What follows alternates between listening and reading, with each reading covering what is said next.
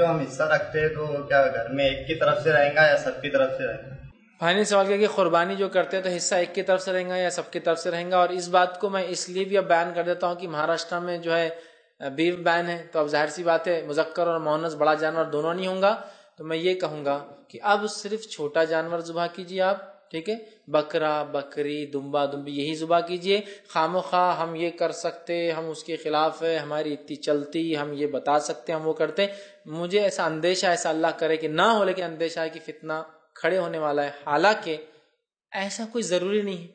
اب یہ موقع بھی بہت اچھا ہے کہ سنت کو واپس ریوائیو کیا جائے، کہ آپ کے زمانے میں ابو ایوب انصاری رضی اللہ عنہ فرماتے ہم اپنی طرف سے اور اپنے اہل و عیال کی طرف سے ایک جانور ذبح کرتے، ایک بکری ذبح کرتے۔ تو کسی نے سوال کیا ابو ایوب انصاری سے، ایک بکری ذبح کرتے پورے گھر، تو گھر میں 80 لوگ ہو تو 80 لوگ بھی ہوتے تو ہم ایک ہی بکری ذبح کرتے، تو پتہ چلا ایک حصہ پورے خاندان اور گھر کی طرف سے کافی ہو جاتا ہے۔ یاد رکھیں، ہاں اللہ نے دیا ہے تو 1 2 10 20 25 50 100 کیجیے، وہ ایک الگ ایشو ہے، لیکن کفایت جس کو بولتے ہیں نا، قربانی ہو جائے، ایک حصہ اپنی طرف سے اور اپنے گھر والوں کے مطلب بیوی اور بچوں کی طرف سے کافی ہے، جس کو عام زبان میں کہوں گا ایک کمانے والا ایک حصہ ڈالے،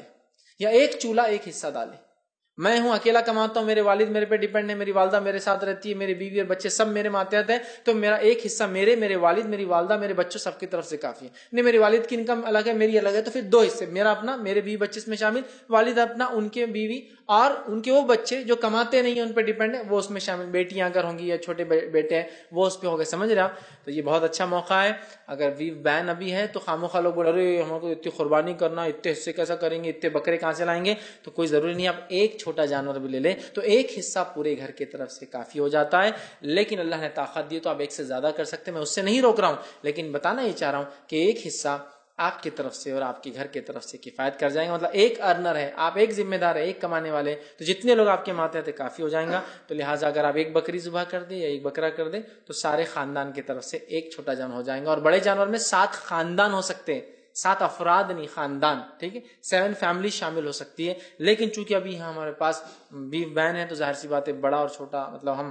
گائے اور بیل اس کی قربانی نہیں ہو سکتی، تو میں یہ کہوں گا مسلمانوں سے کہ اگر حکومت نے یہ قانون دیا ہے تو خام خواہ اس کی خلاف ورزی کر کے، یہ کوئی شرعی قانون نہیں میں بھی مانتا ہوں، لیکن خلاف ورزی کر کے خام خواہ دین و ایمان کیوں ضائع کرنا جیلوں میں جا کے؟ جب آدمی کو سمجھ لیجیے اللہ نہ کرے کسی نے لایا اور پکڑا گیا، کتنا پیسہ خرچ ہوگا بیل کے لیے،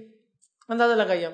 5 سال کی سزا ہے، اور خرچہ کتنا ہوگا آپ کو چھڑا کے لانے میں؟ اس سے اچھا ہے کہ آپ چھوٹے جانور کہیں اس میں کر سکتے قربان، ٹھیک ہے، تو بیٹر یہ ہے، صحیح بات تو یہ ہے کہ اگر سہولت اور آسانی ہو تو ٹھیک، نہ ہو تو میں کہوں گا احترام کیجیے اس قانون کا، اور چھوٹے جانور لائیے، اور ایک جانور اگر چھوٹا لائیں گے تو سارے گھر والوں کی طرف سے انشاءاللہ کفایت کر جائیں گا۔